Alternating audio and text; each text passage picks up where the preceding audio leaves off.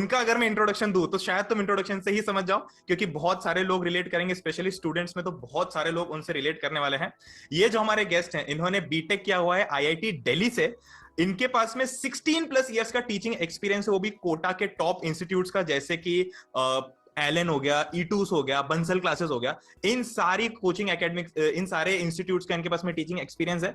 और इन्होंने टॉप 10 के अंदर, जेई के अंदर कई बार रैंक्स निकाली हुई है। इनफैक्ट नीट के अंदर भी बहुत ही तगड़ी रैंक्स निकाली हुई है। और यही नहीं, जब ऑनलाइन का जमाना आया तो ये इंडिया के one of the top online educational platforms के ऊपर नंबर 1 एजुकेटर भी रह चुके हैं फिजिक्स के। तो आई होप तुमने अभी तक गेस कर ही लिया होगा। सो वी आर प्रेजेंटिंग बातचीत एपिसोड फर्स्ट। यहां पर हमारे जो पास जो गेस्ट हैं, we are very honoured to have NKC sir on the show. Sir welcome, कैसे हैं आप सर?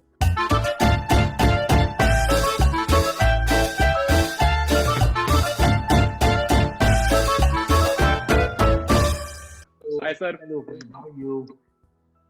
Hello sir. तो सर हमारे बीच में आए हैं और बहुत फेमस है, मतलब इनके वीडियोस, इनके कोर्सेस, मतलब आप सोच भी नहीं सकते, आप में से कई सारे लोगों ने ऑलरेडी देखा हुआ होगा।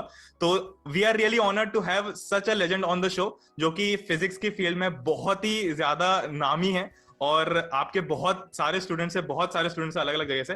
तो सर आप तो पहले तो बताइए सर, कैसा लग रहा है? मतलब नॉर्मली बेसिकली हम ट्राई ऐसा करेंगे, क्योंकि आप मतलब डेफिनेटली बहुत अपनी फील्ड में, जैसे मैंने बोला, बार बार मैं बोल रहा हूँ वही चीज, पर हम ऐसा ट्राई करेंगे कि हम इस कॉन्वर्सेशन को बहुत ही फ्रेंडली रखें। तो आप सर कैसे हैं, बताइए सर। और मुझे बहुत अच्छा लग रहा है, आप लोगों के थ्रू मेरी आवाज इतने सारे स्टूडेंट्स तक जाएगी, तो मुझे एक्चुअली में बहुत अच्छा फील हो रहा है।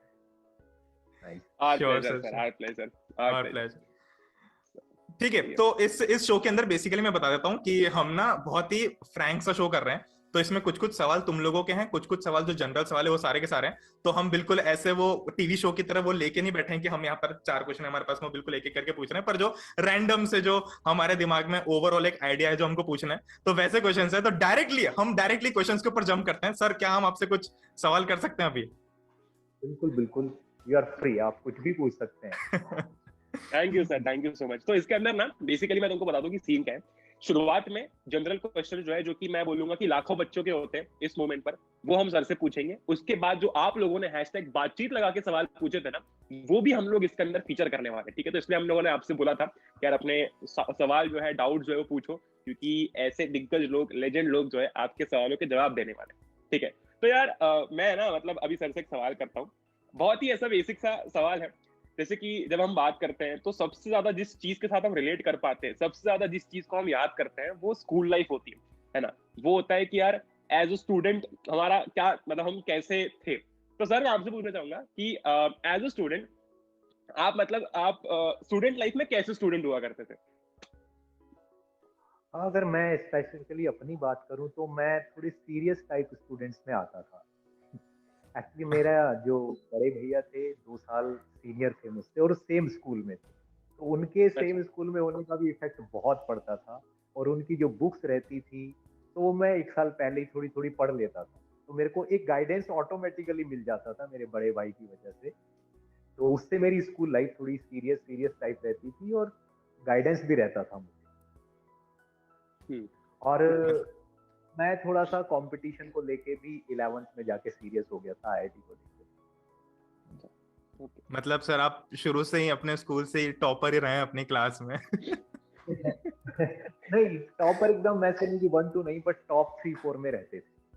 अच्छा, okay, that's great sir. No doubt sir, वो तो ऑब्वियस ही बात है कि आप, मतलब मुझे पता है, हमें भी लगा ही था कि सर टॉपर ही रहे होंगे। और जब आपने बोला कि आप सीरियस रहे स्टूडेंट लाइफ से, तो उसके लिए भी मुझे ऐसा शौक नहीं लगा, क्योंकि सर वो मतलब लगता ही है सर, वो एक आपने इतना, और स्पेशली एकेडमिक में इतना अच्छा काम किया, इतने आगे यहाँ पे, तो वो तो मतलब लग ही जाता है कि हाँ यार तो सही है। नहीं पता चलता, पर जो मेरे बड़े भाई या और लोग हैं, वो लोग ऐसा बताते कि आप सीरियस थे उस टाइम बहुत।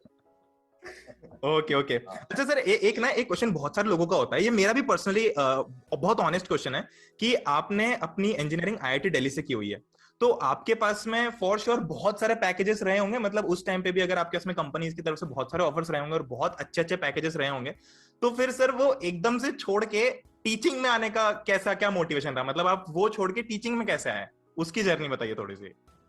ये क्वेश्चन बहुत सारे लोग पूछते हैं कि सर ऐसा क्या है कि आप आईआईटी से बीटेक होने के बाद जो लोगों का ड्रीम कॉलेज होता है उसमें डेफिनेटली जॉब तो आपके हाथ में रहती है, आपने कोई कॉरपोरेट की जॉब नहीं की, कोई कोर जॉब नहीं की, आपने टीचिंग प्रोफेशन चुना। तो इसके पीछे एक कारण था हम्म। कि मेरे को कभी ट्वेल्थ में भी, ट्वेल्थ से पहले भी और बीटेक करते हुए भी, जब मैं किसी को कुछ समझाता था, कोई मुझसे अगर कुछ पूछ रहा है, जब मैं उसको समझाता था स्टडी से रिलेटेड कोई चीज या तो मेरे को ऐसे लगता था कि यार मुझ में एक थोड़ी डिफरेंट बात है, I can explain tough thing very easily, ऐसा लगता था। तो बाकी लोग भी बोलते थे यार तू जब समझाता है ना तो एकदम समझ आ जाता है बढ़िया से।